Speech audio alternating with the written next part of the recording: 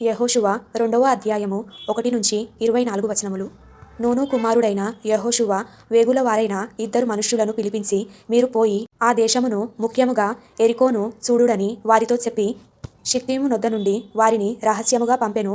వారు వెళ్లి రాహాబను నొక వేశ్య ఇంట చేరి అక్కడ దిగగా, దేశమును వేగు చూచుటకు ఇశ్రాయేలీయుల యొద్ద నుండి మనుష్యులు రాత్రివేళ ఇక్కడికి వచ్చిరని యెరికో రాజునకు వర్తమానము వచ్చెను.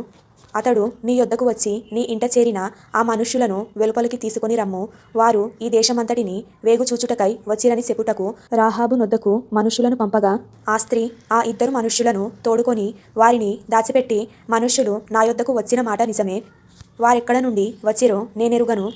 చీకటి పడుచుండగా గవిని వేయబడు వేళను ఆ మనుష్యులు వెలుపలికి వెళ్ళిరి. వారెక్కడికి పోయిరో నేనెరుగను. మీరు వారిని శీఘ్రముగా తరిమిరా పట్టుకొందురు అని చెప్పి తన మిద్దె మీదికి ఆ 2 ఎక్కించి దానిమీద రాశి వేసియున్న జానుప కట్టెలో వారిని దాచిపెట్టెను. ఆ మనుష్యులు యోర్దాను దాటు రేవుల మార్గముగా వారిని తరిమిరి. తరుమపోయిన మనుష్యులు బయలు వెళ్ళిన తోడనే గవిని వేయబడెను. ఆ వేగుల వారు పడుకొన మునుపు ఆమె వారున్న మిద్దె మీదికెక్కి వారితో ఇట్లనెను, యెహోవా ఈ దేశమును మీకిచ్చుచున్నాడనియు, మీ వలన మాకు భయము పుట్టుననియు, మీ భయము వలన ఈ దేశ నివాసులందరికీ ధైర్యము చెడుననియు నేనెరుగుదును. మీరు ఐగుప్త దేశములో నుండి వచ్చినప్పుడు మీ ఎదుట యెహోవా ఎర్ర సముద్రపు నీరును ఎలాగూ ఆరిపో చేసెనో, యోర్దాను తీరముననున్న అమోరీయుల 2 రాజులైన సిహోనుకును ఓగుకును మీరేమి చేసితిరో, అనగా మీరు వారిని ఎలాగూ నిర్మూలము చేసితిరో ఆ సంగతి మేము వింటిమి. మేము వినినప్పుడు మా గుండెలు కరిగిపోయెను. మీ దేవుడైన యెహోవా పైన ఆకాశమందును క్రింద భూమి అందును దేవుడే. మీ ఎదుట ఎట్టి మనుషులకైనను ధైర్యం ఏమాత్రము ఉండదు. నేను మీకు ఉపకారము చేసి తిని గనుక మీరును నా తండ్రి ఇంటికి ఉపకారము చేసి నాకు నిజమైన ఆనవాలును ఇచ్చి, నా తండ్రియు నా తల్లియు నా అన్నదమ్ములును నా అక్కచెల్లెండ్రును వారికి కలిగియున్న వారందరూను సావకుండా బ్రతుకనిచ్చి రక్షించున్నట్లుగా దయచేసి యెహోవా తోడని ప్రమాణము చేయుడనెను. అందుకు ఆ మనుష్యులు ఆమెతో, నీవు మా సంగతి వెల్లడి చేయని ఎడల మీరు చావకుండునట్లు మీ ప్రాణములకు బదులుగా మా ప్రాణమిచ్చెదము. యెహోవా ఈ దేశమును మాకిచ్చునప్పుడు నిజముగా మేము నీకు ఉపకారము చేసేదమనిరి. ఆమె ఇల్లు పట్టణపు ప్రాకారము మీద నుండెను. ఆమె ప్రాకారము మీద నివసించున్నది గనుక తాడువేసి కిటికీ ద్వారా వారిని దింపెను.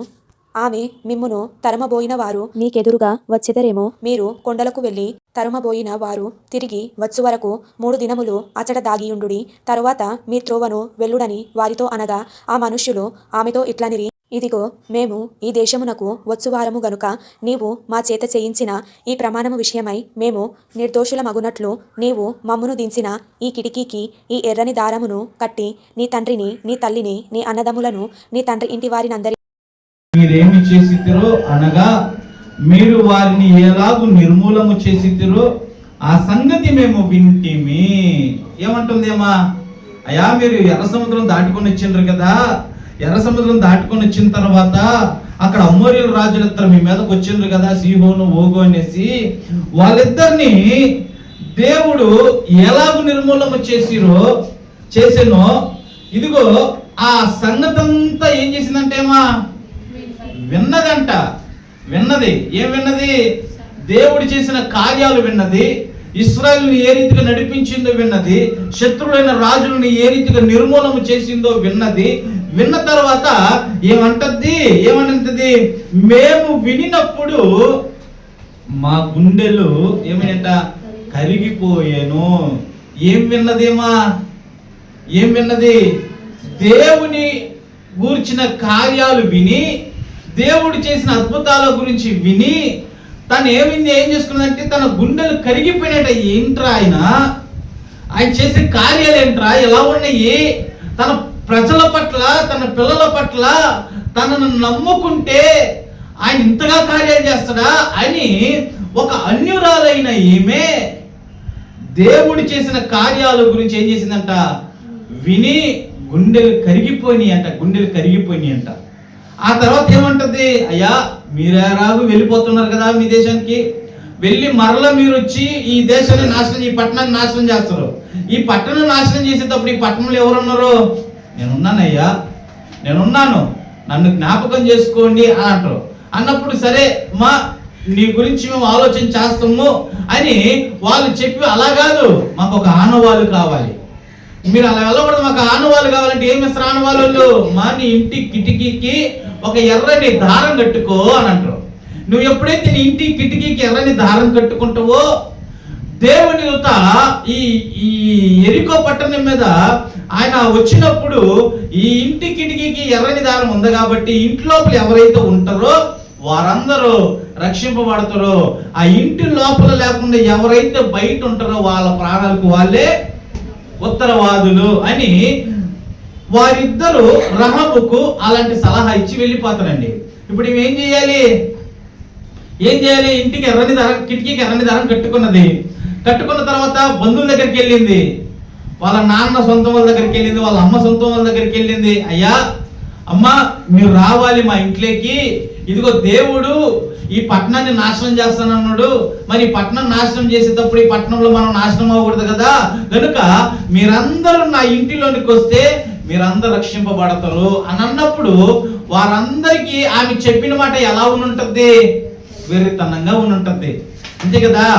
వెర్రితనంగా ఉంటుంది. మనం నాశనం అయిపోతాం, మన ప్రాణాలు పోతాయి. మనం రక్షింపబడాలంటే మీరందరూ నా ఇంటిలోనికి రావాలి అని ఆహ్వానిస్తే అందరు ఎగతాళి చేసిన వాళ్ళు ఉంటారు, నవ్వుకున్న వాళ్ళు ఉంటారు, రకరకాలుగా మాట్లాడిన వాళ్ళు ఉంటారు. ఏదేమైనా కూడా కొంతమంది నన్ను చేర్చుకుంటుందిగా, కొంతమంది నన్ను కాపాడగలిగి ఉంటుందిగా. అంటే ఈరోజు ఎర్రని దారంకి సాదృశ్యం అంటే ప్రభు అయిన యేసుక్రీస్తు రక్తానికి సాదృశ్యము. ప్రభు అయిన యేసుక్రీస్తు రక్తము చేత ఎవరైతే కడగబడతారో, ప్రభువులో ఎవరైతే ఉంటారో, రాబోయే వినాశనము గురించి, రాబోయే వినాశములు చిక్కుకోకుండా వారందరూ ఏమవుతారంట? తప్పింపబడతారు.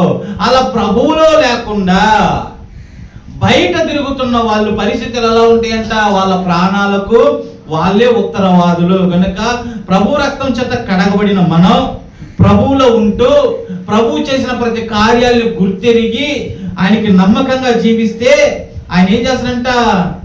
ఏ అపాయము రాకుండా రాబోయే విపత్తుకరమైన సమస్యల నుంచి ఆయన విడిపించగల సమర్థుడైన దేవుడు. కనుక ఇదిగో మరి ప్రతి వారం ఆయన రక్తం చేత కడగబడిన మనం, ఆయన శరీరమైన రక్తాన్ని తీసుకుంటున్న మనము మరి ఆయనలో ఉంటున్నామా లేదంటే బయటనే ఉంటున్నామా? మరి ఆయనలో ఉంటే పరిస్థితి ఎలా ఉంటుంది, ఆయనలో ఉండకుండా బయట ఉంటే పరిస్థితి ఎలా ఉంటుందో మనమే పరిశీలన చేసుకొని, అయ్యా నీ రక్తం చేత కడగబడిన నేను బయట లోకంలో ఉండకూడదు నాయన, నీలో ఉండాలని ఒక తీర్మానం చేసుకొని ఆయన శరీరాన్ని రక్తాన్ని తీసుకోవాలని మనవి చేసుకుంటున్నాను. ప్రేరేపింపబడిన వాళ్ళు ఇది మరి ఆయన శరీరాన్ని రక్తాన్ని తీసుకోండి, వారు పరిశీలన చేసుకొని స్తోత్రాలు చెల్లించి అందులో చేయవేయాలని మనం చేస్తుంటున్నామండి. ప్రేరేపింపబడిన వాళ్ళు స్తోత్రాలు చెల్లించండి.